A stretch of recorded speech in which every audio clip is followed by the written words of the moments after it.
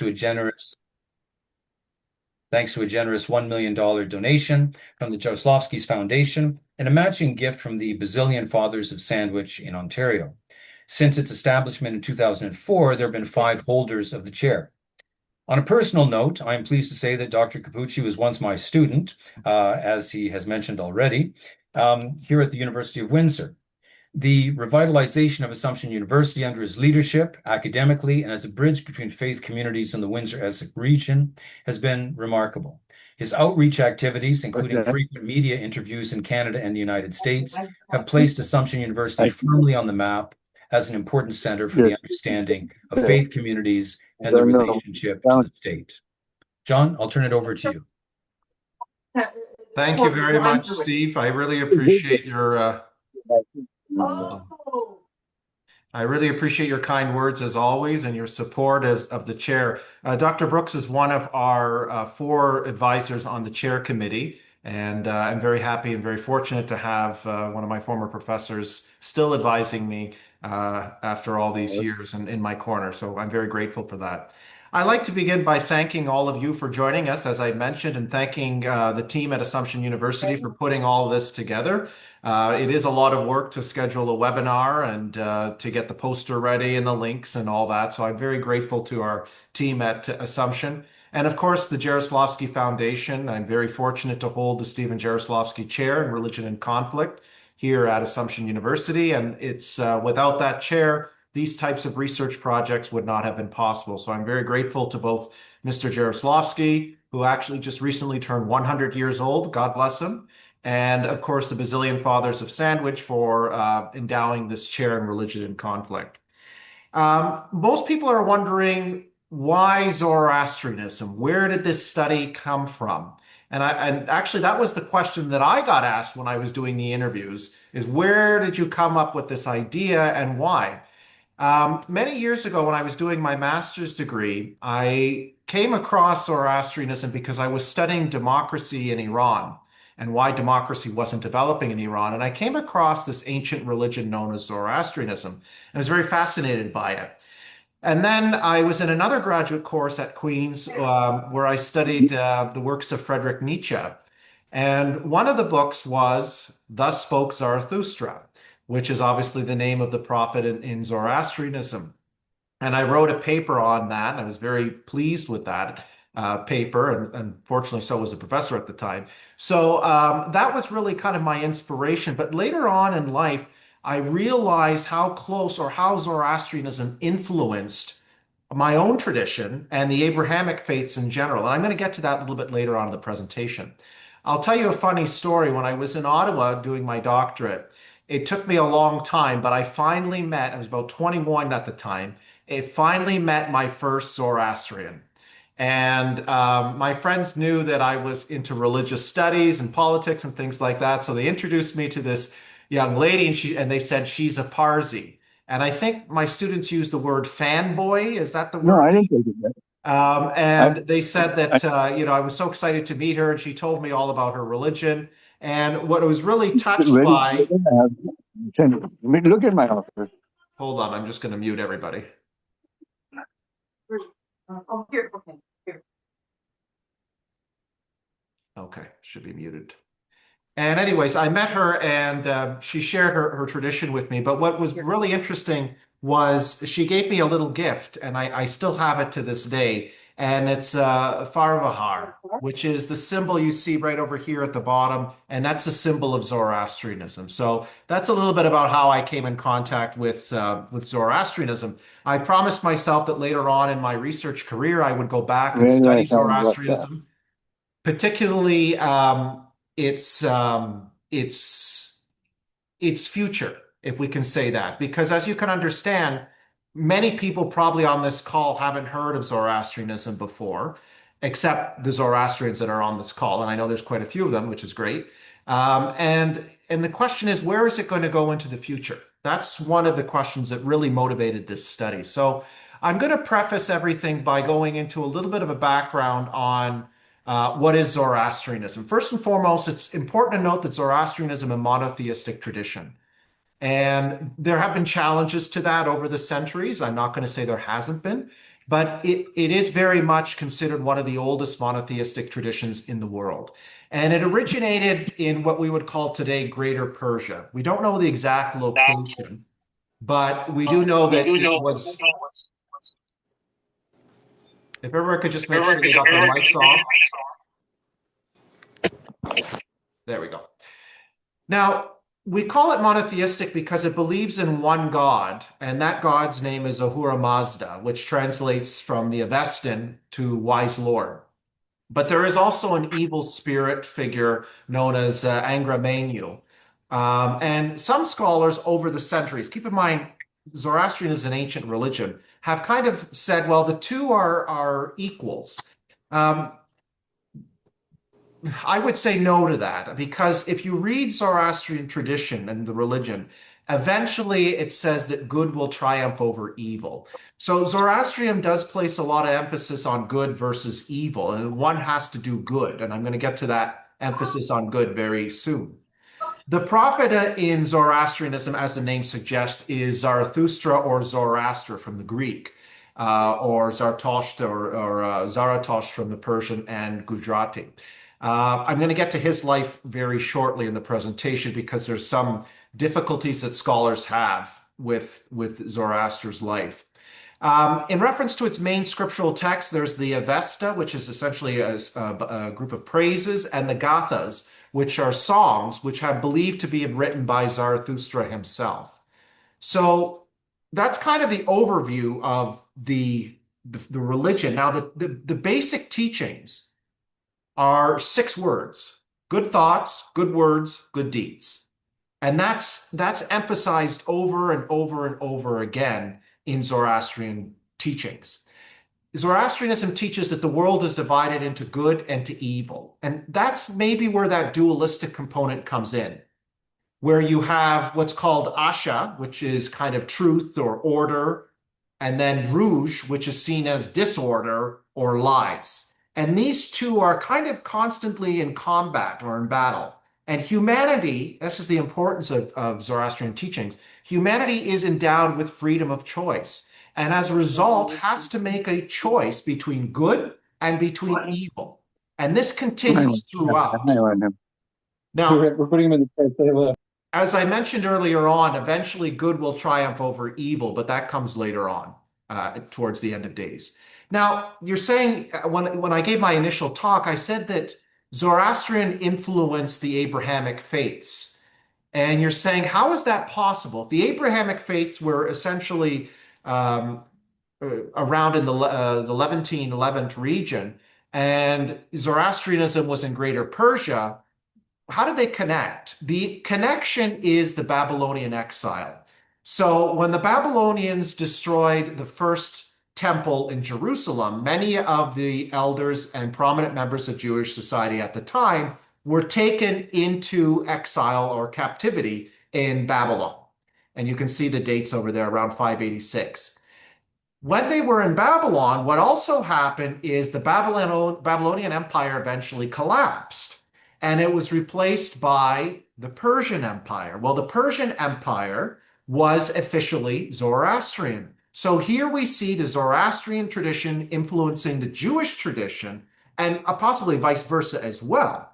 And as a result, many of those teachings, or at least some of those teachings, entered into Jewish thought and then were carried back to Jerusalem when Cyrus the Great allowed the Jewish community back to go back to Jerusalem.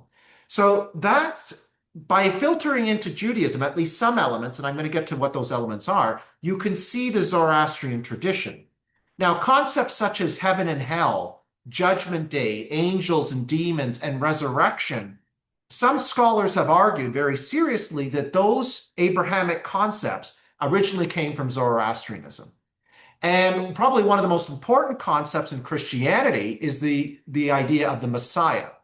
And that also has a bearing in Zoroastrian tradition. You have the Saoshyant, who is seen as a Messiah figure that will emerge in Zoroastrian tradition. Now, for those of you that remember the Gospel of Matthew, you'll notice that one day after about Jesus's birth, a few days after Jesus's birth, depending on how you want to examine it, In my tradition, we usually celebrate it on the Epiphany on January 6th. But it's believed that three kings or three priests from the East came to visit the baby Jesus. What many people have agreed upon is those kings, the Magi, which was actually another name for Zoroastrians at the time, were Zoroastrian kings or Zoroastrian priests that came to visit and pay homage to the baby Jesus. So it's funny that you see that Zoroastrian tradition has had played a role actually directly in Christian tradition. So that's a little bit about the two faiths. Now, there's more to it as well. For example, in Zoroastrianism, it's expected that individuals pray 5 times a day. That's very similar to Islam. And there was also a confluence between Islam and Zoroastrianism in Persia during the 3rd, 4th, well, actually the 6th common century, as you start to see that later on. Now, Zarathustra, scholars have a lot of issues with Zarathustra. They don't have a problem with his teaching, but from a scholastic perspective, it's very difficult when someone were to say to me, so where was Zoroaster born?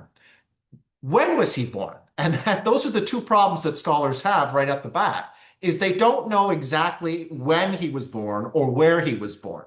The argument is that he was born, and I've heard many theories, is he could have been born anywhere from 6400 BCE all the way to about 600 BCE, give or take some dates. And many scholars, particularly Greek, the early Greek philosophers were debating because they came into contact with Zarathustra, at least his teachings, about when his birthday was. One of the leading Western scholars on Zoroastrianism, and if you ever want to read her works, I would recommend them, is Mary Boyce.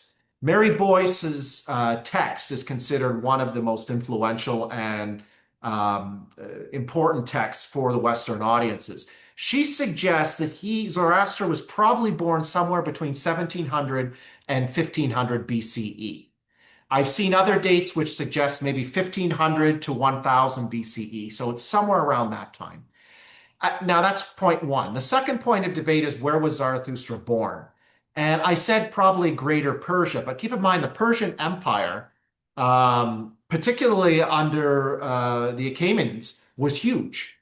And as a result, it could have been Persia, that we would know today as Iran. It could have been a region known as Bactria, which composes part of Afghanistan, Tajikistan, Afghanistan, Uzbekistan a little bit. And then it could have even been Azerbaijan as well. So we don't know. And then some scholars will say, well, he was born on the eastern side of Persia. And then others say, no, he was born on the western side of Persia. So no one is in agreement. So if you're thinking I'm going to give you these great answers, I can't give you these great answers today because scholars much greater than I'll ever be weren't able to figure it out either. But his teachings were something that obviously came forward and continue into this day. So we do know that he came from a priestly family.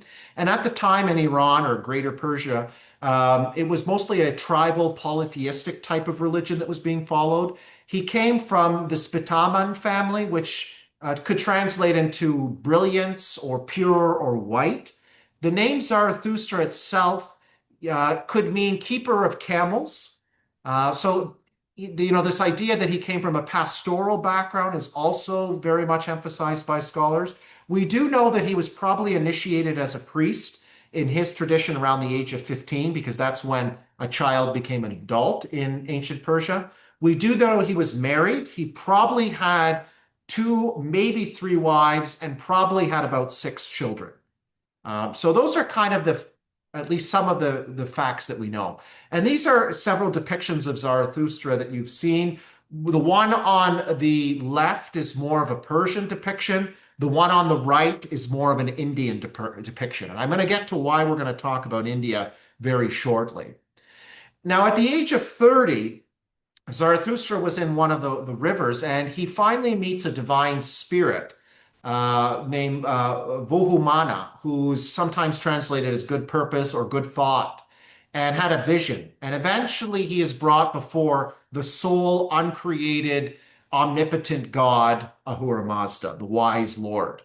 And there he learns about the sort of a Holy Spirit figure in Zoroastrian tradition. And then also 6 Ameshaspentas, who are known as holy or beneficent immortals. And these individuals kind of help Ahura Mazda in the perseverance of good throughout the universe. And he also learns about that antithetical figure that I mentioned early on, Angra Mainyu, who is kind of this evil spirit and associated with everything that is bad in the world. So it's very much dualistic in the sense that there's good on one side and there's bad on the other. We have that in the Abrahamic traditions and in the Dharmic traditions as well, where you have good and you have evil, and you have to fight against evil and embrace the good. Eventually, Zarathustra decides to promulgate a new religion. And this religion teaches that there is one God, and that God is Ahura Mazda. And this was obviously rejected amongst the Persian population of his own community. And this is common. You see many leaders of various religious traditions whose original teachings were rejected by their community.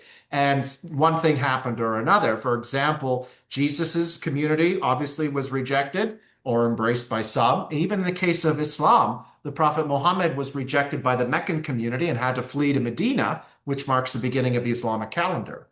So it takes, unfortunately, poor Zarathustra about a decade to find his first convert. Nobody wants to convert to his religion, and the first person that wants to convert is his own cousin.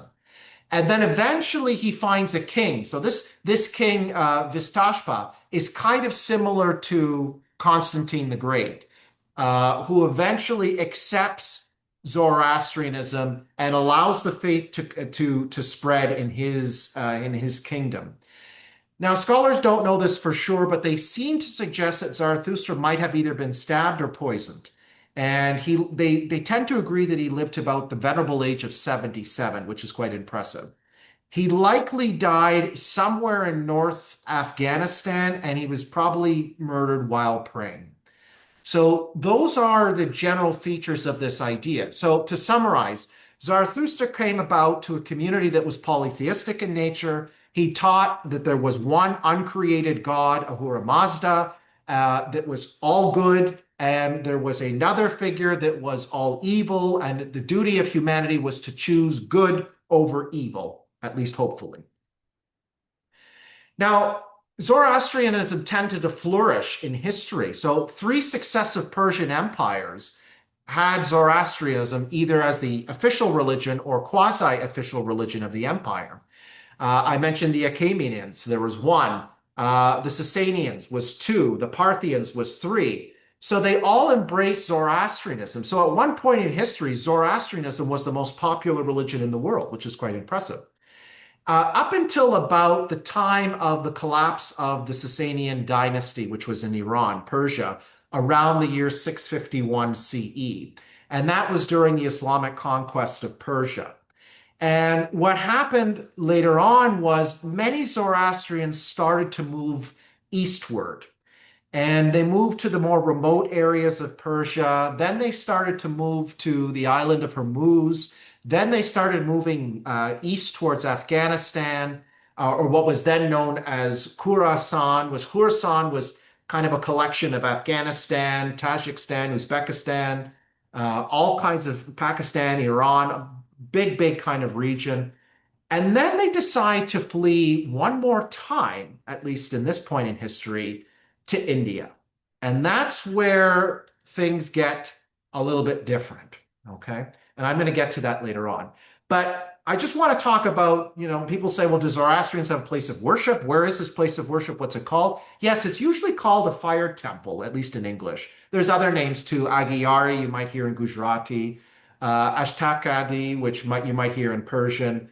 And it usually has a sacred fire there. And I want to pause on this idea because the title of this project emphasized fire for a reason. And I think many of the Zoroastrians that took part in the study were probably saying, oh, he knows what he's talking about, at least a little bit. But Zoroastrians have an emphasis on fire, but they do not worship fire. And that's a big misconception in the Western world, because how this works is, well, they worship fire, meaning that they're devil worshippers, right? And it goes all the way that line. That's completely false. Fire is seen as a reflection and a resemblance, if you kind of want to say that, of the divine. And when you see fire, you see that importance of the divine. So it's not an idea of worshiping, but it is very much understanding the importance of how fire is received as the divine. I should note that these fire temples, each of them have 3 grades of fires, and they're all consecrated at different levels. So the lowest fire temple, the lowest fire, I should say, grade of fire is called an Atash Daga, which is consecrated by 2 priests, and it takes 2 to 3 hours to consecrate that fire. Then you go up again, which is another type of fire called the Atash Adaran. And the Atash Adaran is fire of fires. And that one takes about 8 priests to consecrate the fire, and it takes 2 to 3 weeks to consecrate it. And then finally, you get to the great fire, the fire of victory, which is called the Atash Baram. And the Atash Baram needs 32 priests to consecrate, and it takes a year to consecrate the fire. And you're saying, why does it take so long? Because you need to have 16 different fires that come from 16 different sources, including lightning, to be part of this most holy fire. And keep in mind, there's not many of these great fires left, the fires of victory left in the world. I believe there's only 9 left in the world, and 8 of them are in India. 1 of them is in Iran, in Yazd. And if you look closely at the background of this presentation, the temple, the fire temple that you see in there is the fire temple in Yazd, Iran, which has one of the fire of victories. Now, Zoroastrians are also asked to pray 5 times a day, which is interestingly enough similar to Islam, and also to have ablution, practice ablution, which is a kind of a ritual washing before the prayer takes place. In reference to special type of clothing, when someone is initiated into the Zoroastrian faith, and by the way, both males and females are initiated into the faith, they have to undergo what's called naujot, or Sudre Kushti, which is more the Iranian, and naujot is the Gujarati. And when they do that, they are supposed to take up a sacred girdle and a sacred shirt. And they're expected to wear those, particularly when they're praying. Now, when Zoroastrian children do the Navjot, anywhere between 7 and 15 years of age, although some do it later because they might not have had the opportunity and so on. Many people say, what about food? Coming from an Italian background, we usually ask about food, right? And in this case, Zoroastrians don't have dietary restrictions. There is an emphasis on vegetarianism. That could be cultural because of the emphasis, the living in India for so many years. But there are certain months in the Zoroastrian calendar, the Persian calendar, where it's expected that individuals will have a vegetarian diet and not abstain from meat.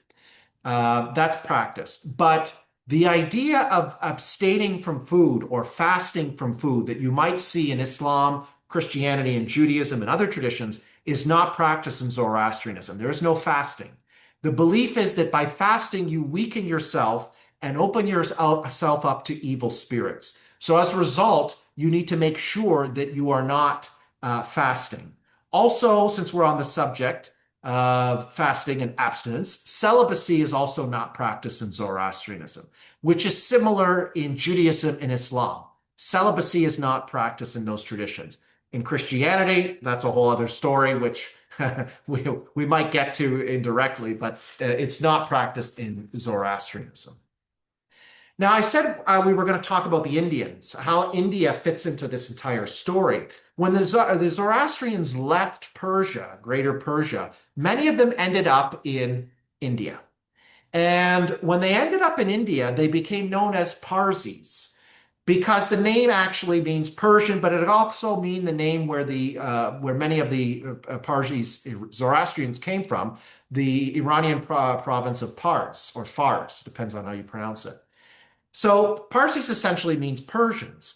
So when they entered India, and they entered in the Gujarat region, by the way.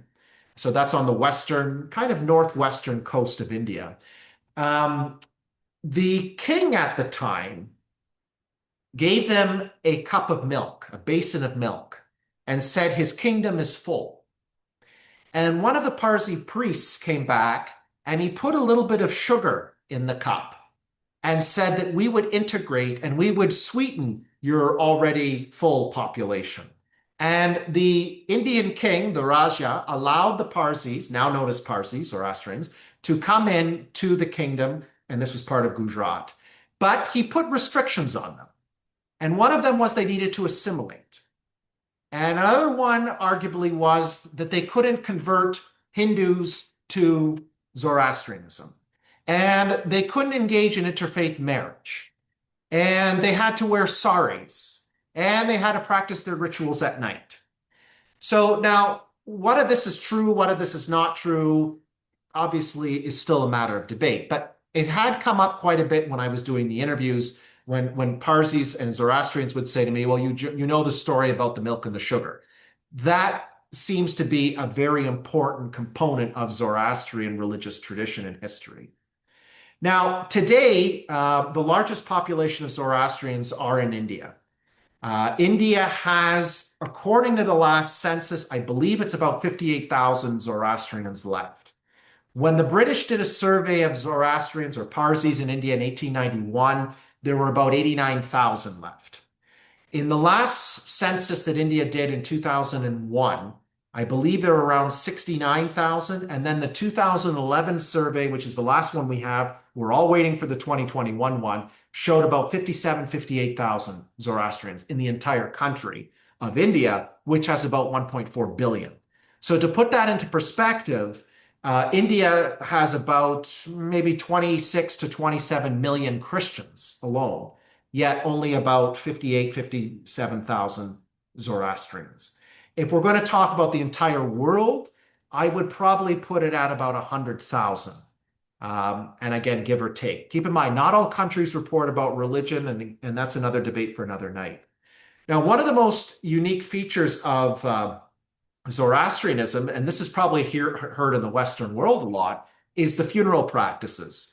Traditionally in Zoroastrianism, there's a great emphasis on nature, on preserving the purity of nature, preserving fire, preserving water, preserving the earth. So as a result, unfortunately, the dead are considered polluted corpses, and they could be tempted by the evil one. That's where the evil one comes out quite a bit. So what Zoroastrians will do, Parsis specifically, is they'll take the bodies and bring them to what's called a dakma, or in English, a tower of silence. That was given to them by the British, by the way. Very ominous kind of language. And the Tower of Silence was away from the community because they thought that bodies were pollutants, away from the community, usually on a stone mountain of some sort. And the body would be exposed to the elements, and vultures would come and consume the body. Now, the problem with that today in India is that India has used something called pesticides, which unfortunately has killed off a lot of the vultures and other birds of prey. So it becomes even more difficult for Parsis to practice this ancient tradition, which goes back centuries. Now you're saying, well, what about the Western world? I don't think there's a Tower of Silence in my neighborhood in Canada or the United States. You're right, there's not. I don't think there ever will be. Although I did hear they were trying to build one somewhere on the outskirts. I think it was of California, if I'm mistaken, which I would have loved to see more about. Some Zoroastrians have practiced cremation. Particularly in the West, although I did hear from some of the participants and even some of the books that many will send the bodies of Parsis back to India for a traditional Tower of Silence ritual. Now, I want to move on to talk a little bit about Zoroastrianism today. As I mentioned, in India, it's about 57,000 Zoroastrians, or Parsis as they're known. Canada has got about 7,200. And that marks an increase from the last time we did the census in 2011. There were about 6,100 Zoroastrians in India and Canada. Now there's about 7,200. You're saying that's a good sign. Yes, it's a good sign. And actually, some of the participants in the study mentioned that this is a good sign. But it's not because of birthrights or because of conversion. And I'm going to get to that later on. As I mentioned in the next point, Zoroastrian doesn't accept converts, typically. The participant sample will tell you another story, and in the Western world, there's some more discussion about that. Another issue is interfaith marriage. Typically, interfaith marriage has either been not allowed in Zoroastrianism or looked very much frowned upon in the tradition as well. Again, this is starting to change where we're starting to see interfaith marriages pop up. And the participant sample that I was very fortunate to interview told me about many of these cases. And I'm going to get to that later on because it plays a major role in the study. Now, on that note, this study, I was reading an article by a senior colleague of mine at Concordia University in Montreal, Richard Foltz, who published a few papers on Zoroastrians in Canada and the US. And I was really interested by this idea of reform in Zoroastrianism, particularly around some of these ideas such as conversion, interfaith marriage, and some other issues as well. So my original project was, I'm going to look at the Canadian Zoroastrian population and see where they are on this issue of reforming the religion. And then in connection with my colleague from Fazana, who is here on the call as well, I said, well, why don't we open up the study to our American friends? Windsor, where I'm living, is a border town. My office is about 5 minutes away from I'm actually under a bridge. I work under a bridge. But I'm not a troll. But anyways, so we're very close to the American border. The question is, why don't we just open it up to the Americans? And I said, yeah, let's do that. So what I did is, to participate in this study, you needed to identify as Zoroastrian. You needed to be at least 18 years of age, and you needed to live in Canada, the United States. So not too much what was required.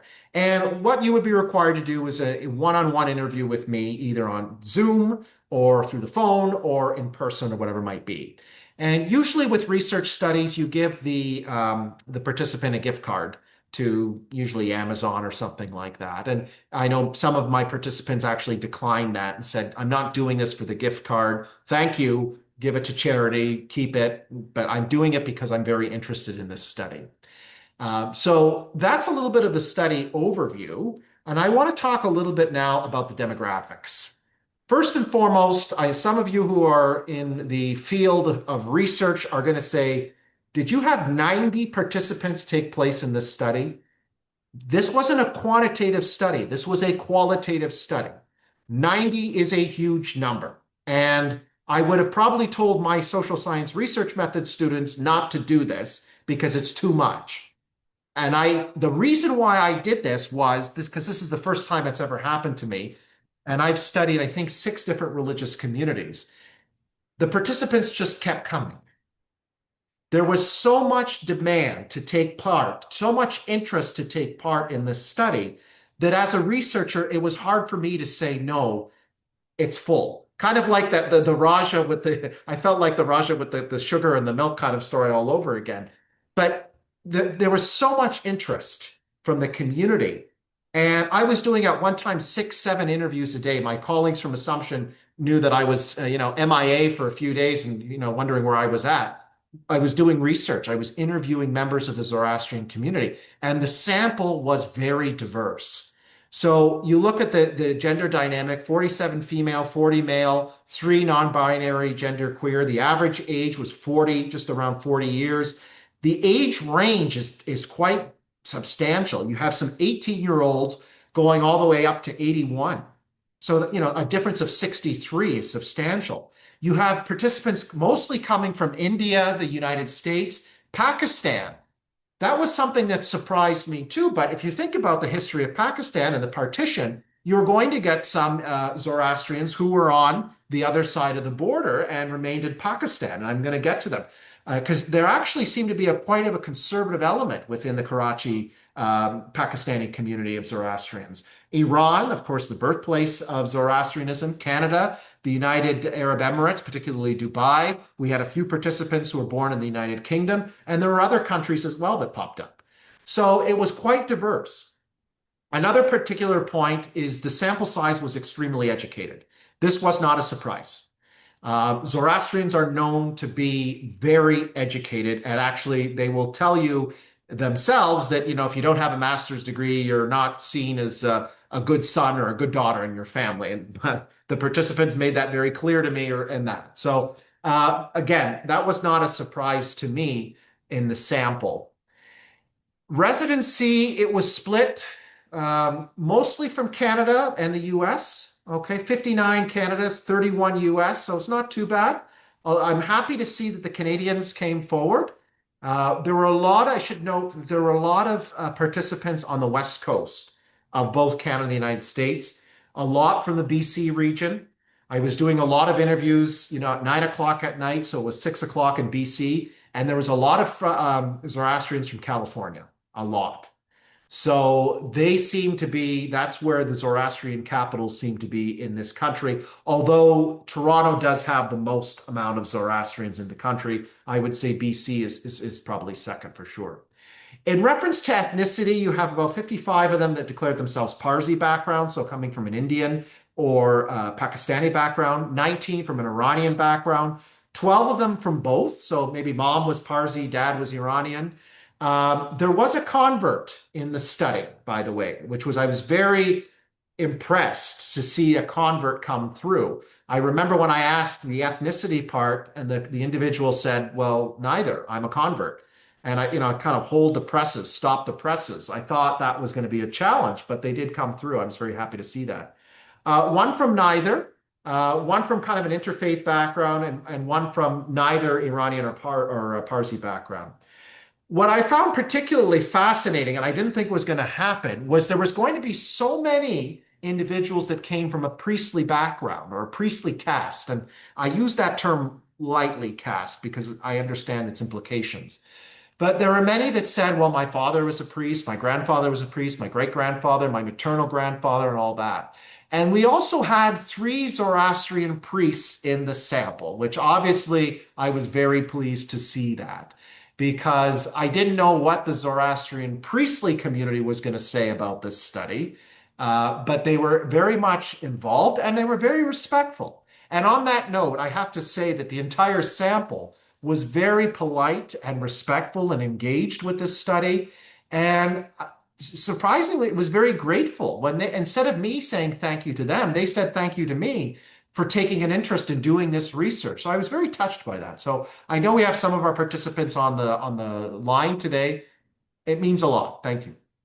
And as I mentioned already, there were converts, at least one convert in the formal convert in the sample. So that was quite good. Now you're saying, well, what are the questions that you asked? I asked 5 questions aside from the demographics. What is the current state of the faith? Is it in a state of decline or growth? Do you support conversion to Zoroastrianism? Why or why not? Do you support interfaith marriage to interfaith marriage? Why or why not? Do you support the full involvement of women and children from interfaith marriage in all Zoroastrian rituals? And what changes, if any, are needed for Zoroastrian to make in order to survive into the future? So this is the moment of truth, and I know many of my Zoroastrian colleagues and friends are on the call, and they want to know where the numbers are. So what I did is I did pie charts, like a good academic, and then I gave you some qualitative context as well. Let's start with the current state of the faith. Decline or growth? Does anybody want to guess what the majority thought? I'll take a look at the chat.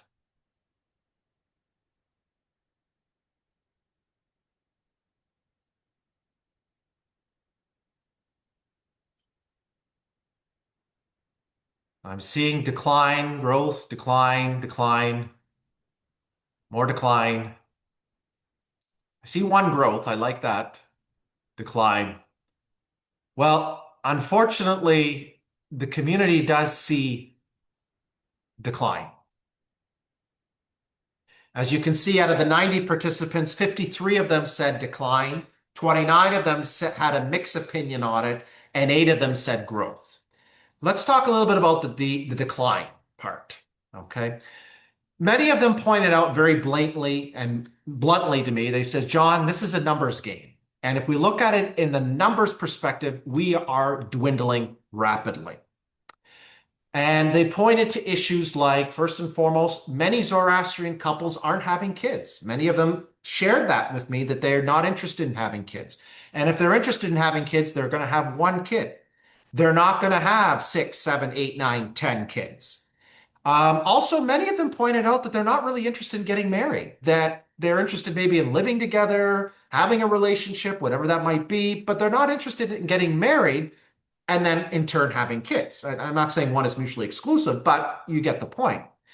The other issue is many pointed out that how can we be growing if our religion does not allow, at least formally, conversion, and doesn't really like interfaith marriage. Now, in North America, things are changing. And participants shared the experiences, but typically, particularly in India, which is seen as more conservative, conversion is not allowed. Interfaith marriage is not allowed, and I'm going to get to those later on.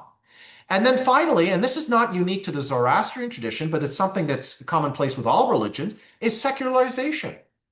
You have a lot of individuals who are just not interested in religion. They don't want to hear about Jesus. They don't want to hear about Zoroaster. They don't want to hear about Krishna. They don't want to hear about anything. They just want to hear about what the material world has to offer.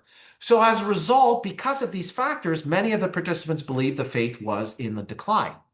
Now, those who had kind of a mixed response were saying, well, wait a minute. Yes and no for the decline. So the yes part is in decline, but it's in decline in India. But it's in growth in North America. And they will point out correctly that the statistics will support that. They're right. As I mentioned earlier on, India in 2001 had about 69,000 Parsis. In 2011, it's got around 57,000. It's in the decline. If you move into Canada, in 2021, there were about 6,100 Zoroastrians in Canada. Now there's 7,200. So what their argument is, it's about a shifting. The demographics are shifting. They're moving to the North America, to the United States, to Canada, to the UK and parts of Europe. They're leaving places like India and Iran, which are seen as the bastions of Zoroastrianism, at least historically they are, and they're moving to those countries. There is support to that, but again, we have to get the big picture from all the countries. Now, I do know in America, there's a sizable Zoroastrian population in the United States. The Americans don't tend to take census data on religion. I encountered that problem when I was studying Islam in the United States for my doctorate. I couldn't get an answer because they didn't ask that question. I suspect that probably has to do a little bit with the Establishment Clause. And Dr. Brooks is an expert in American politics, so he might be able to chime in a little bit on that. But I would say in the United States, and I know Tanya's here, maybe there's about anywhere between 15 to 20,000 Zoroastrians. Maybe. Maybe it could be lower. Maybe there's about 14,000, and maybe the Canadians with their 6,000 bring it up to 20,000. That's a possibility too. Again, it's anybody's guess. I always like to think there's probably double what there is in Canada. So if Canada's right now around 7,200, I would probably say there's about 14,000 in the United States. The other issue that was mentioned from this section that said that, it's kind of declining, but it's kind of growing, is the idea that the philosophy of Zoroastrian, good thoughts, good words, good deeds, it's a beautiful philosophy. That's of great interest to non-Zoroastrian audiences. The religious rituals that go behind Zoroastrianism are not. And even within Zoroastrian communities, the philosophy is beautiful and loved, but the religious rituals and everything that comes with it is not. That's in the decline. The younger generations aren't interested in that part. They're only interested in the philosophy part.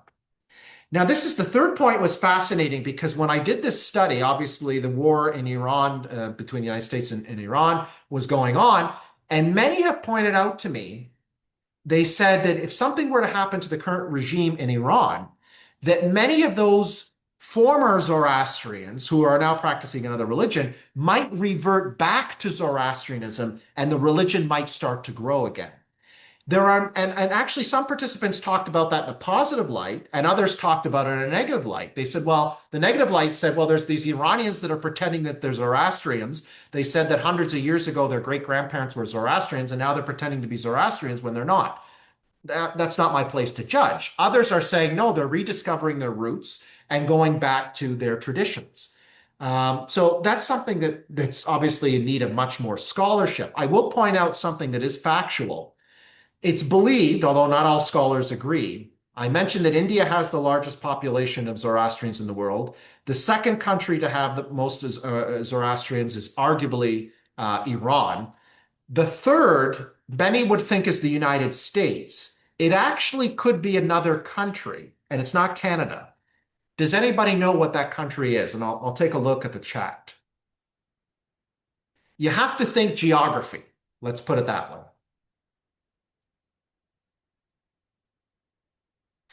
No, you got to think geography in the Middle East.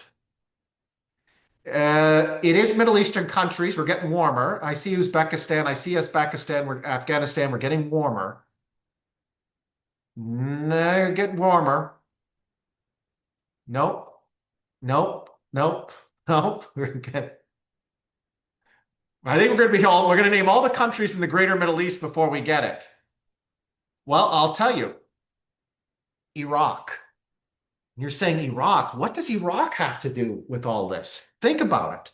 The Persian Empire was huge. And as a result, there are bastions of Zoroastrianism that still exist in Iraq. And they exist in the northern regions of Iraq, in the Kurdish regions of Iraq. And there has been discussion that many of the Kurds were originally of Zoroastrian background. So what's very fascinating is one of the Kurdish authorities in northern Iraq, in Suleimaniya, is actually seeing Zoroastrianism as one of the official religions of what we would call Kurdistan. Now, the numbers, nobody is going to be able to find out the numbers. It's too difficult to find out the numbers in Iraq for a lot of political reasons, but also issues. You have a very dispersed population in northern Iraq. It's very mountainous. It would be hard to find. But that is what some of the discussion is. I've also talked to some of my Iraqi friends who say, yes, Sean, that's the case. There are many of the Kurds that are starting to see this as their ancient religion, and they're going back to it. So there's another story over there. And finally, the beauty of social media is that the actions and the activities of Zoroastrianism could spread very easily. Just look at this study. This study was able to spread largely because of the works of our dear friends at Fazana, who posted the study, and the other Zoroastrian organizations and associations on the continent picked it up and put it on Facebook, Instagram, and all the rest of it. That's a good sign in itself. And finally, there were some that did say later on in the study, although not many, that actually things are growing. And they mentioned the growth in migration. For example, a few participants came from Alberta, Calgary, and Edmonton, one of Canada's western provinces, and mentioned that the numbers in Alberta for Zoroastrians are growing quite rapidly. And that's something to be proud of. I already mentioned the Kurds reverting or converting in northern Iraq, and now it's officially recognized by the Kurdish government. So that's something that we're going to monitor very quickly. And those of you that are looking for a research study, there's a lot there to study. And then, of course, conversions. And I'm going to get to conversions very shortly.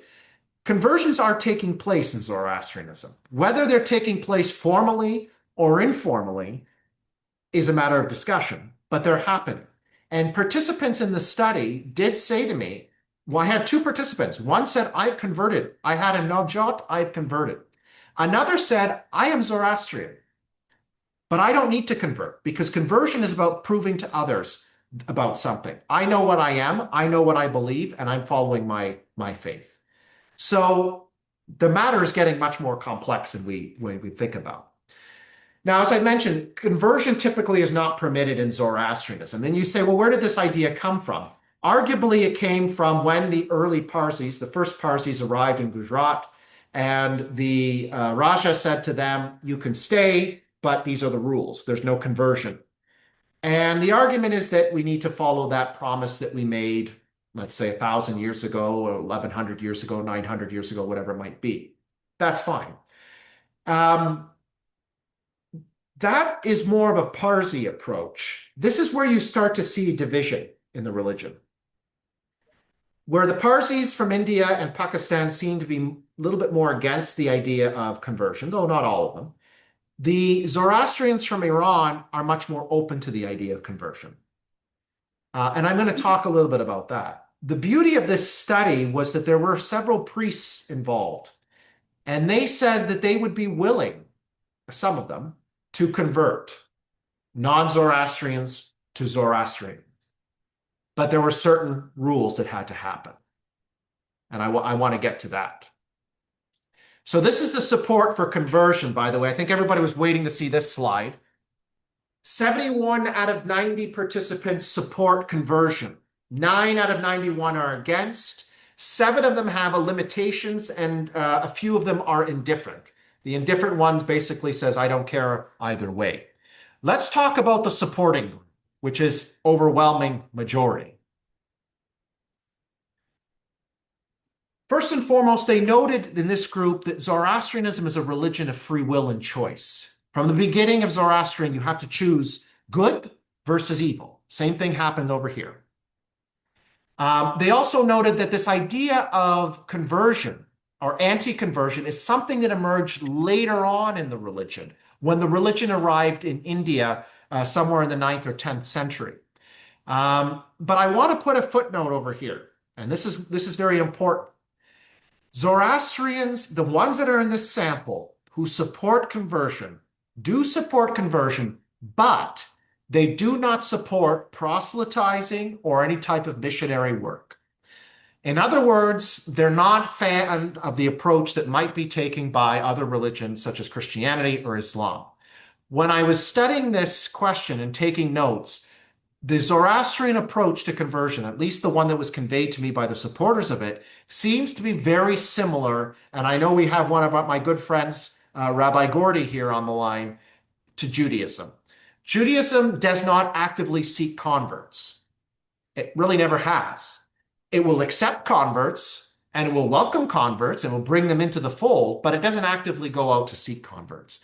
And I think that's where Zoroastrian, at least this is where the sample seems to want Zoroastrianism to go, to be open to conversion, but the individuals need to be serious about it. They need to spend time studying the religion, making sure they know exactly what they're getting themselves involved in, and they need to do it themselves rather than saying to them, you know, you really should be Zoroastrian. I think it'd be a good religion for you. And finally, another issue popped up in this study where a few of the individuals mentioned, they said, John, this has nothing to do with theology. I hate to burst your bubble. It has nothing to do with religion. What this has to do with is the access to the Parsi trust in India. And I said, what are you talking about? And they said, look, there are very prominent, wealthy Zoroastrian Parsi trusts that exist in India. And the fear is if individuals were allowed to convert to Zoroastrianism, they would then have access to the support that is given by those financial trusts. And many of the participants pointed out there's housing, education, things like that. So some of the participants said, in order to solve that problem, you would say that individuals who have converted to Zoroastrianism couldn't access the trust. They would have to wait either a generation or at least 3 generations, one person mentioned, in order to access the trust. This is a way to determine that their faith is sincere and they're not converting for the wrong reasons. That was one of the points that was made. This is that homie Baramji link. What is it? Now, those who are against it said absolutely no. And they said it wasn't in the scripture. And the argument to that is actually yes and no. Yes, it's not particularly mentioned in scripture, but it's also not mentioned, if I can use a double negative to explain it. And the other people pointed out that eventually, yes, people had to convert to Zoroastrianism as a religion. Zarathustra himself probably practiced polytheism when he was growing up, and then eventually found, enlightenment and converted to this notion of following Ahura Mazda, and followers came from that. So, yes, there is conversion that has historically happened in the religion. I think we can all agree on that. The other issue is that some of the participants said, look, the religion is so tiny that if we start opening it up to everybody, we're going to get some quote unquote bad eggs. I put that because that was a response given to me by a participant. And that might be a problem. Others saw Zoroastrianism as more of a religious/ethnic background. The Parsis are very much a religious ethnic background where there's an ethnic component to it. but there's a religious component to it as well. And that you can't convert to that. The argument is, yes, you can't convert to parsing, much the same way you can't convert to being Irish Catholic, but you can convert to being Catholic, right? And the argument is you can't convert to being a Parsi, but you can convert to being a Zoroastrian. And another point was that, the Zoroastrians, when they moved to India, made a promise to the Raja that they wouldn't convert others. And that promise needs to be upheld still to this day. And that's something that to be commended. Now, there were some that had kind of a mixed opinion on the subject, the indifferent, limited. A few participants said, I don't really care whether they do it or not. It's not my business. The religion is free choice. If they do, if they do. If they don't, doesn't matter. One said that they're kind of open to the idea, but traditionally one should be born into the faith. Another participant said if we're going to do this, it's got to be a very clear process, and it's got to be a real serious person who wants to convert to Zoroastrianism. This is not, I'm converting because I'm trying to marry a Zoroastrian woman and I want to be in the good graces of my mother-in-law. This is, I need to convert because there's something intrinsic in me, inherent in me, that that resonates with Zoroastrian tradition.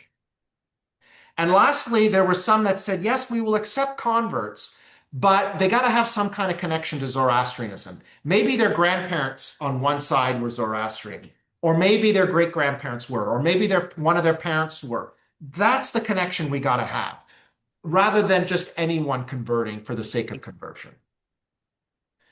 Now, the next question I asked was on interfaith marriage, which was a topic that elicited a lot of vocal responses, let's put it that way, and very, let's say, colorful responses as well. And some colorful language as well that can't be repeated in scholarly circles. But you get what I'm trying to say. People were very passionate about this. I'll say that. Traditionally, no. Interfaith marriage has been looked down upon. Women who marry outside of the faith, Zoroastrian women, I should say, who marry outside of the faith, are often excluded from the fire temples. There's actually signs in India that was pointed out to me, and I did check at certain fire temples, that's saying that if you've married outside or you're a product of interfaith marriage, that you're not allowed to enter, or if you're non-Zoroastrian, you're not allowed to enter. Others have pointed out to a bloodline, a Zoroastrian bloodline that goes back, in this case, millennia. So again, this was a back and forth question. Does anyone want to guess whether the sample was supportive of interfaith marriage or not supportive of interfaith marriage? You can put it in the chat, support or against. Let's see what we got going on.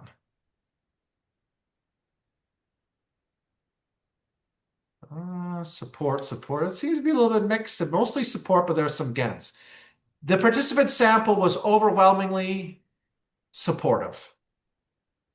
So in this case, 74 out of 90 participants supported interfaith marriage. 5 were against it. 8 had some certain restrictions on it.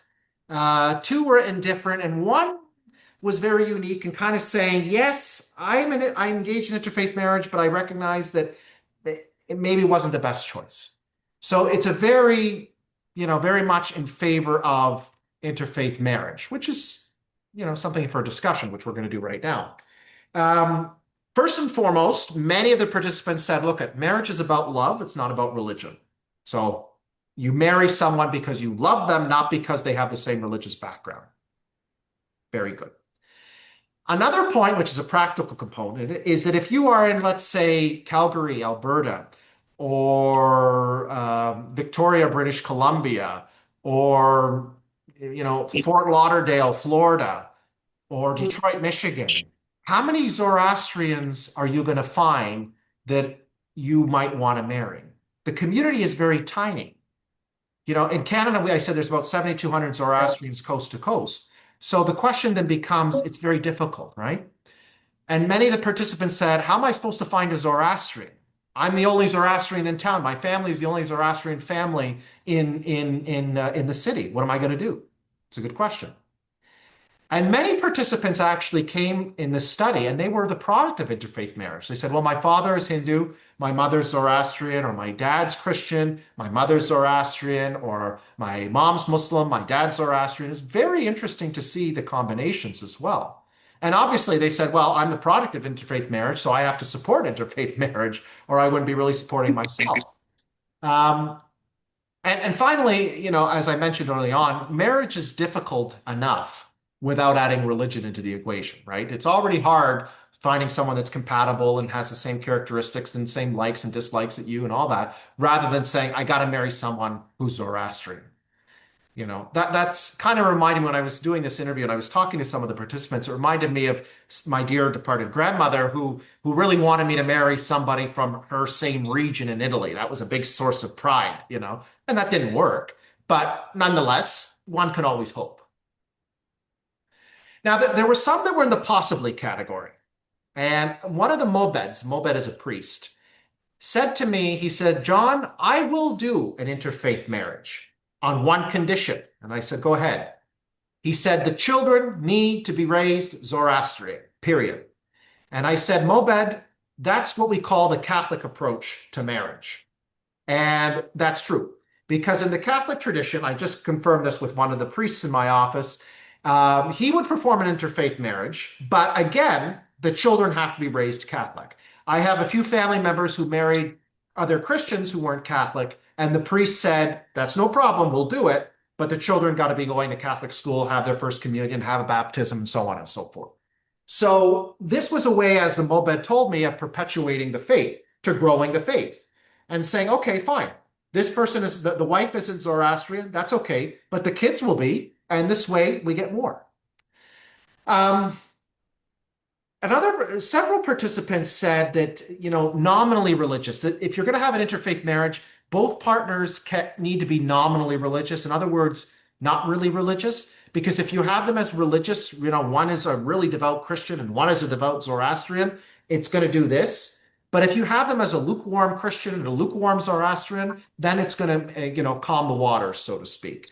So many people pointed that out. Also, there were some in this category that said, yes, I'm open to the idea, I guess, but it would really make the marriage easier if both were Zoroastrians.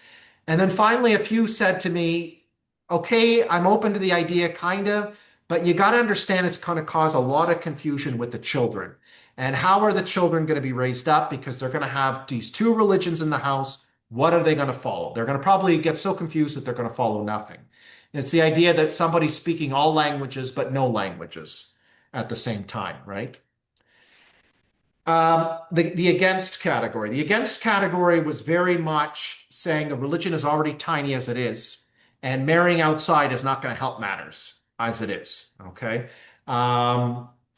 And this idea of interfaith marriage is actually not a Zoroastrian phenomenon, but a Western phenomenon. This is something that Zoroastrians picked up when they moved into the diaspora, countries like Canada, the United States, and Europe, where there wasn't a large Zoroastrian population, and they were living in very diverse communities and married somebody who was Jewish, Christian, Hindu, Buddhist, Muslim, whatever. One participant said very vocally, when somebody marries out, they stay out and they're not to pollute anymore. And I said, okay, I'm not going to judge, but I wrote it down. So as you can see, the sample was very much supportive of interfaith marriage, recognizing the need for it and an opportunity perhaps. Now, this question about inclusion is kind of it should be 3A and 3B. This is 3B really. I mentioned interfaith marriage. What happens in some cases, and particularly in India and Pakistan, and participants shared some unfortunate examples with me. If a woman marries outside of the faith, the Zoroastrian woman marries a non-Zoroastrian male, the children and her are no longer considered Zoroastrian. Now that's in India and parts of Pakistan. If a male marries a non-Zoroastrian woman, the children are still Zoroastrian and the male is still considered Zoroastrian. So when I asked the participant sample, what do you think about this? Do you think that full rights should be extended to women of interfaith marriages and children? 81 of them came back and said absolutely yes. And this is where things got really vocal. I'll share some language that was used. One participant said that this is, quote, sexist shenanigans going on. And other terms like archaic was used. And very much patriarchy that was being used and supported. The argument was that Zoroaster didn't just come to save one community, he came to save and preach his message to the entire world. There was also concern about gatekeeping. That word gatekeeping came up multiple times in the interviews, where individuals said it's not our place to gatekeep who can come to the temple and who cannot come to the temple. But there were some cases here where a woman shared with me that one of her friends in Zoroastrian, Pakistan, a Parsi in Pakistan, she married outside the faith, and on her car, somebody put all these notes saying you're no longer welcome at the fire temple and you're no longer a Zoroastrian and all this kind of stuff. So it is very hurtful that some folks have been excluded from that. As I mentioned at the top, many participants pointed out that just because you marry someone outside the religion, you don't stop your own religion. You're still a Zoroastrian, whether you marry someone who's Christian, Jewish, Muslim, Hindu, Buddhist, atheist, whatever. And then I quoted this participant because I thought it was an excellent quote. They said that our elders are complaining that we are not having children, but then those who are having children outside of the faith, they don't want to include them. So if you have a Zoroastrian woman who marries a Christian male, those children aren't considered Zoroastrian. But the woman might want her children raised Zoroastrian, and the husband, the father, says, I don't really care. So the question is, and many participants pointed this out, why don't you include them? One participant said that refusing to have the naujot for someone of a child of an interfaith marriage is a crime against God. That, when you hear a language like that, your ears perk up, and you point it in the presentation. I mentioned already this case in Karachi where a woman would receive notes on her car saying that she's no longer part of the community and all this kind of stuff like that. So, yeah, there's some serious opinions on this. Again, there's some individuals who are, agnostic on the subject. They said they didn't really care or whatever. And they said, well, other religions have this kind of thing as well, too. In Islam and Hinduism, Islam has a similar approach. Yes, that's true. I remember when I was doing field research in Dearborn that I had the exact same question on here. And the males were open to marrying non-Muslim females, but the reverse wasn't the case. Others said that they could be allowed, but they couldn't be allowed in certain parts of the fire temple, or maybe they couldn't see the fire of victory or things like that. I remember there was that kind of opponents. Others were using Christianity as a way to say, well, look you can go to an Orthodox Christian service, liturgy, but you can't receive communion, can you? And that's true. Same thing in a Catholic service. You can go to a Catholic mass, but if you're not Catholic, and sometimes they'll even say that from the pulpit, you can't receive communion. So in other words, yes, to a degree, but not everything. And that's some of the participants were saying. Others were very much against it. And many of them pointed out that fire temples and boards have the legal right to officially stop people from coming in who are not Zoroastrian or the product of interfaith marriages or whatever it might be.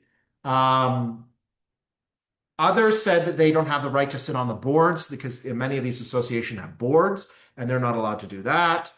Some of them were concerned about the purity issues because remember, it's very concerning in Zoroastrianism to maintain the purity of the fire. Many of them were concerned about that and having non-Zoroastrians or individuals who were Zoroastrian identity was questioned to have them in the fire temples. That was a concern that was brought up. And others were to say, if you're not Zoroastrian, why do you even want to go to a Zoroastrian temple? You're not going to get any benefit out of it. So what's the point of it other than just being curious? That was some of the opinions that were stated there. Now, the last question was the hardest question. And as a good professor, you always put the hard question at the end of the exam. And that's what I did tonight. And this question is, if Zoroastrianism is going to survive into the future, does it need to change? And this question didn't give yes or no answers. It gave kind of a spectrum of answers. Some believe very much that the religion needs to change. Others says that the religion doesn't need to change. The practices of the religion need to change. And I'm going to explain a little bit about that. Many of them said that we're at the end. We're at the brink of extinction, that it's become now survival of the fittest. One participant, and I asked if I can quote him, and he said yes. He said, "I see us 50 years from now just being an entry on Wikipedia." Others said that we're probably going to end up like some of the ancient religions, like the Aztec religion was mentioned, the Mayan religion was mentioned, that we're going to end up like that in maybe 50, 100 years, that it's going to be done. The optimists in this category said we can save the religion, but we need to open up the religion through conversions. And the pessimistic side said, basically, we've already made our historical contributions. From people like Cyrus the Great to Darius the Great, even in the modern era, like Homi Bhabha, one of the great critical theorists, or Freddie Mercury, one of the great musicians. They're all Zoroastrians. We've already made our contributions from the beginning to the present. We've already proven. It's okay that we kind of go away. And I wrote that down. Of course, it's not my place to judge. Others said that the problem is, it's not so much the numbers, it's that people don't know what Zoroastrianism is. If I were to ask the non-Zoroastrians in the audience today, have you ever heard of this religion before this study came out? I suspect that there's going to be a few yeses. And many people, when I said, oh, I'm doing a project on Zoroastrianism, they said, oh, yeah, that sounds good. And I can tell completely that they had no idea what I was talking about or what I was up to next. But it was an opportunity for education, right? I do agree that many participants said that there needs to be awareness about it. One participant said in his religion textbook, there were 2 pages about Zoroastrianism, and he's really pumped about that. I think there needs to be more of that, more knowledge, more sharing of knowledge about Zoroastrianism, particularly with things like social media. I know, some people don't like it, but nonetheless, it is a valuable tool. And YouTube and things like that, because there's a lot of misconceptions about Zoroastrianism. People have said to me, well, they think Zoroastrianism is dead, or they think that we're fire worshipers, and that means we're also devil worshipers. Others think that we're Hindus when we're not. We're actually coming from a completely different lineage. And I said, I know. So there was that issue as well. And then another component of this question was, some said that change is already happening. For example, one person said one of the changes that's got to happen is the towers of silence, the dakma, has to go. That is an ancient ritual that has no place in the modern era, and it's got to go. Others say that, Bombay is conservative, just like the Vatican might be conservative. And people did compare Bombay to the Zoroastrian Vatican. But places like Iran have started to embrace changes, which in turn, because of the Iranian diaspora, has filtered into places like Canada and the United States. One person mentioned, to build on this point, that the Iranian service, Zoroastrian service, will take an hour, and instead of 3 hours, which might be in Bombay, and that person, those individuals from Iran have filtered into Vancouver, and now the services in Vancouver are also an hour, right? Many have mentioned also in the Canadian case that they're welcoming non-Zoroastrians to come to their places of worship, the fire temples. And they've said to me that, well, a few participants actually said, well, we're building a fire temple near Toronto. You got to come. And I said, sure, invite me and I will be there. But I said, for the record, I have immense respect for Zoroastrianism, but if you look at my last name, you're probably going to see it sounds kind of Roman-like, right? And they says, no, everybody is welcome. That's what we want to do here in Canada. We want to welcome everybody. Even the North American Mobeds Council, which is the priestly council for North America, they've even started to change a little bit, which is interesting. They've started to allow non-Zoroastrians, non-priestly Zoroastrians, so Zoroastrians that come from a non-priestly family, to be trained as priests. Even women to be trained as priests, which historically wasn't permitted. So things are happening. Things are changing. And even Zoroastrian priests have told me that a few of them, and they said they participated in interfaith prayer rituals, and the sky didn't fall. So I guess that's a good sign, right?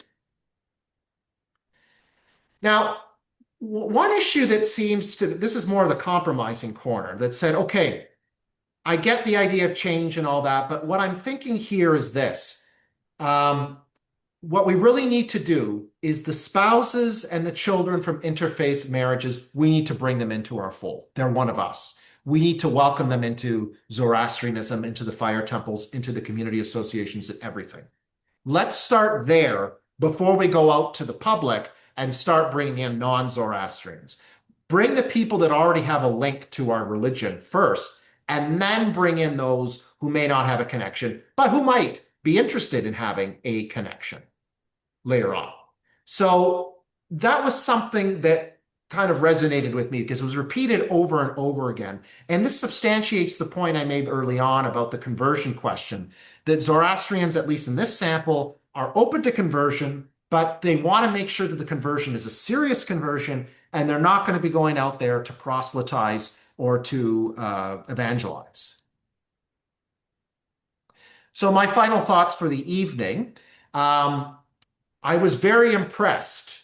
And I have to say, aside from me being impressed and making my life easier as a researcher, with the amount of interest we had from the community. The Zoroastrian community of North America was very enthusiastic about taking part in this study. And that's why the sample size is so large. 90 people is a large size sample for a community this small, coupled with the fact that it is on the qualitative side more. So that's a positive sign. And the fact is that social media seems to work with this community, because when we posted this study, individuals came out of the woodwork to take part in it, which was great.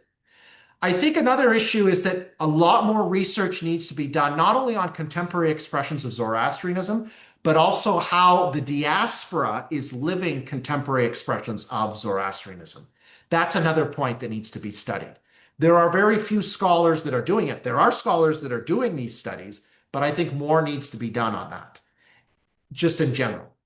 My point on conversion, I'm not here to stand in judgment of any other religion. That's not what scholars are supposed to be doing in the least. But I want to point out something, and this is strictly from a scholastic perspective, at least from the research that was gathered tonight, that conversions and the practicing of Zoroastrianism is happening. Whether they are being done formally or informally, they're happening. The same thing goes with interfaith marriage. Whether they're being officially sanctioned by families and Zoroastrian community members or not, they're happening. I'll leave it at that, okay? And I think what will really be important for Zoroastrianism, particularly in the US and Canada, is to reach out to the other faith communities. And I know some of the communities are doing that already, but not just saying, you know, we have an open door night for Nowruz or something like that, anybody's welcome, but going to various religious communities and religious leaders and saying, listen, we'd like to invite you to come and learn about our tradition, and we're going to celebrate this feast or this festival or this. Come over and see what we have. Kind of an open house approach. I think that might garner some interest in the religion, because we have to remember one thing, that Zoroastrianism has played a tremendous role in influencing religions throughout the world, particularly the big three Abrahamic ones. And that's something that can never be discounted. So we all owe a debt to this tradition one way or another. And I want to thank you all for this time together this evening as we were able to explore the preliminary results for the study on Zoroastrianism. I have a little bit of time left. I can answer any questions that folks might have, and we can go from there. So thank you very much, everyone. It's been a pleasure, and thank you for joining us.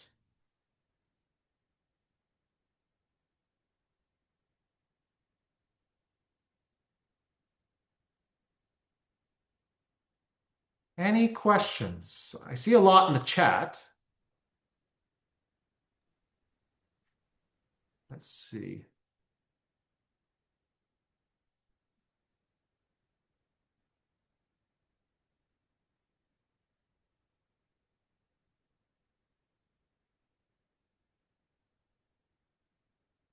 Julie, yes, go ahead.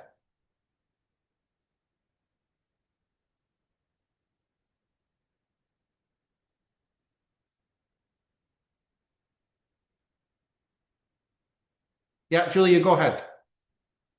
And then Nadini.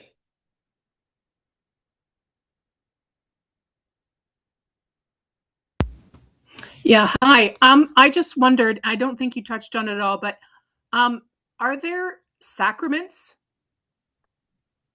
No, the only Western scholars have liked to understand Zoroastrian by putting it into kind of a Christian lens. The only thing that would be closest to a sacrament would be the Naujot ceremony, which is similar to kind of a mix between a baptism, bar mitzvah, confirmation kind of thing. And that's the rite of initiation for Zoroastrians into the faith. So that's the closest that there would be for a sacrament as we would understand it in Christianity. Thank you. Good question, by the way. Nadini.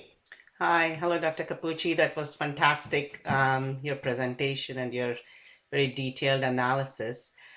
During your interviews, did you think about, usually religion is taught by the mother, the women of the house, and oftentimes when you look at religions, they are the ones who take them to the temple, to their classes, with the religion not being, not much said about the role of women in the religion itself. Do you think that may be one of the reasons for, the decline?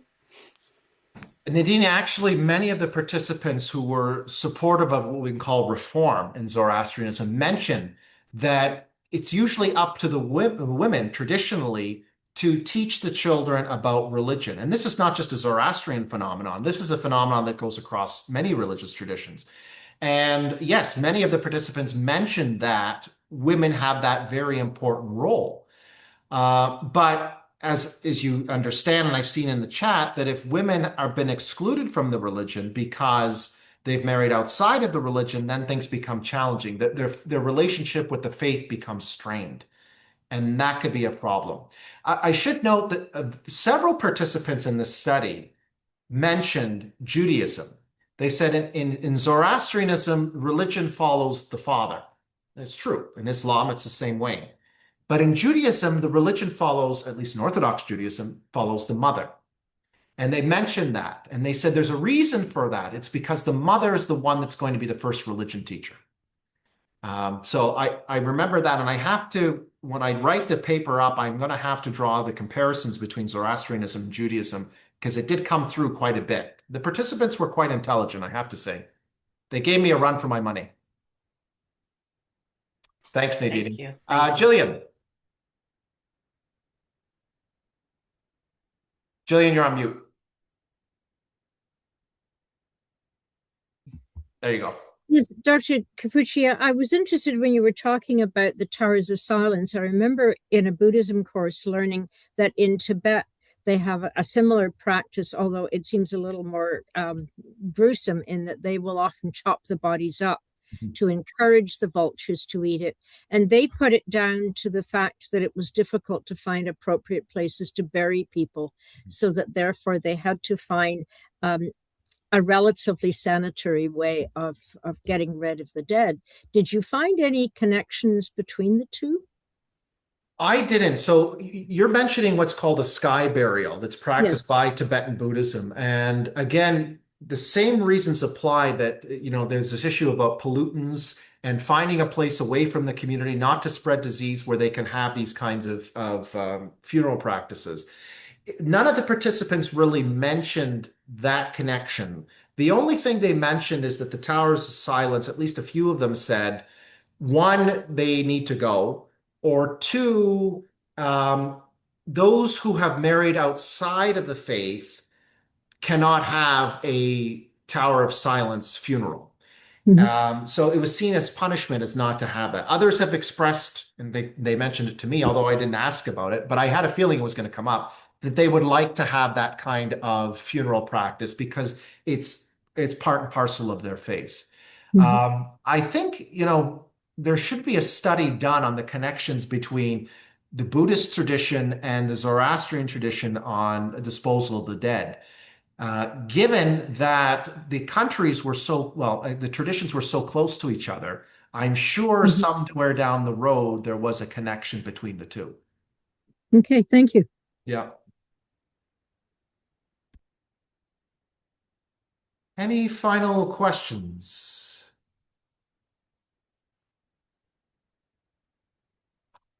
Well, I want to thank everyone for your time tonight, and I want to spend a very special thank you to all the participants, all 90 of you that took part in this study.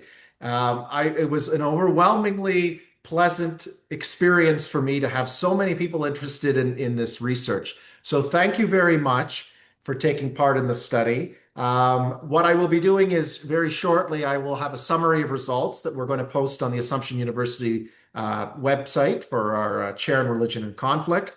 And you're welcome to share that document with anyone you like, Zoroastrian or non-Zoroastrian, everybody's welcome. And I do encourage you, if you're interested, to check out Assumption University's Facebook, LinkedIn, and Instagram pages. We always have exciting activities like this one going on. And thank you all for a wonderful evening. Have a good night and take good care. Thank you so much. Thanks, Christine. Thank you. Bye. Thanks, John. Thank you, everyone. Bravo, John. Thank you. Thank you. Thank you.